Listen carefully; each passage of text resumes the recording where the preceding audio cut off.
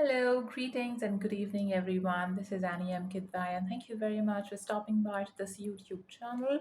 बहुत बहुत खैर मकदम है आप लोगों का मेरे YouTube चैनल में। मेरा नाम एनी मिराज किदवाई है। मैं आज आपकी रिस्पॉन्सेस आपकी ईमेल के रिस्पॉन्सेस में दूंगी जो पर्सनालिटी डेवलपमेंट से रिलेटेड हैं। तो ये हिंदी उर्दू इंग्लिश दोनों सब में ये वीडियो होगी जिससे ज़्यादा से ज़्यादा लोग इसे समझ पाएँ। तो हम बात करेंगे जल्दी से पर्सनालिटी के ऊपर। तो जो क्वेश्चन था कि हम स्टैंड आउट कैसे कर सकते हैं? क्या पर्सनालिटी होनी चाहिए कि हम स्टैंड आउट कर सकें सोसाइटी में? देखिए, सबसे पहले आपको ये समझना पड़ेगा कि पर्सनालिटी का मतलब क्या है? What is the meaning of personality?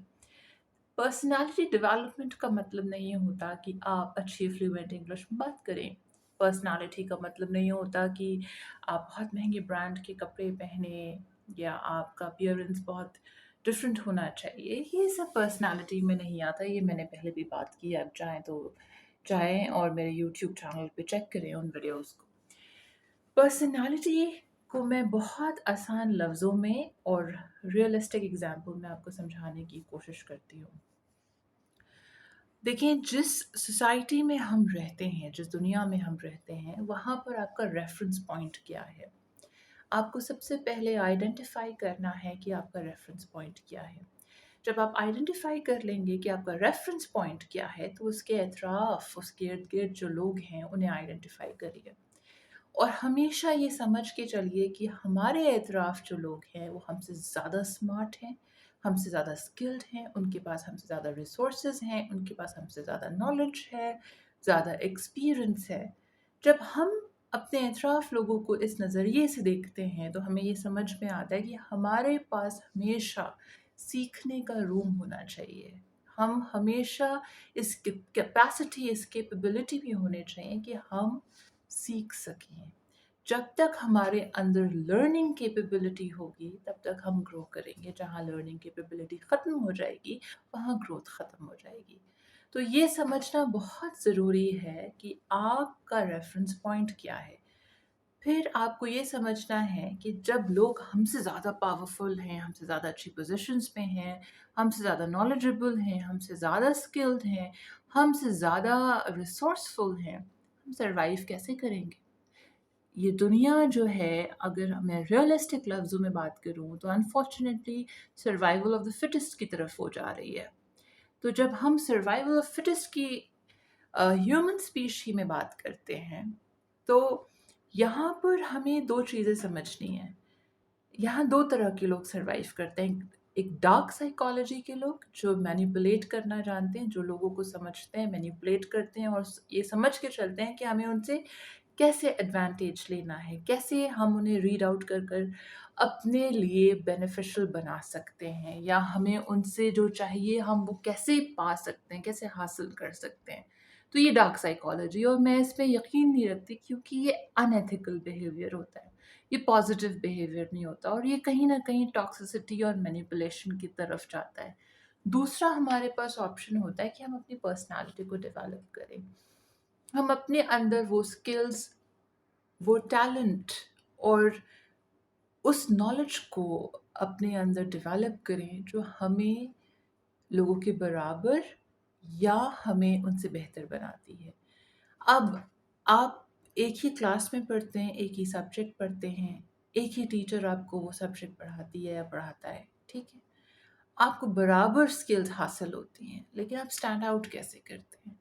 सबसे सबसे इम्पोर्टेंट चीज़ हमें ये याद रखनी चाहिए कि हम स्टैंड आउट करते हैं अपने कैरेक्टर के ऊपर, अपने एथिक्स के ऊपर, अपने प्रिंसिपल्स के ऊपर।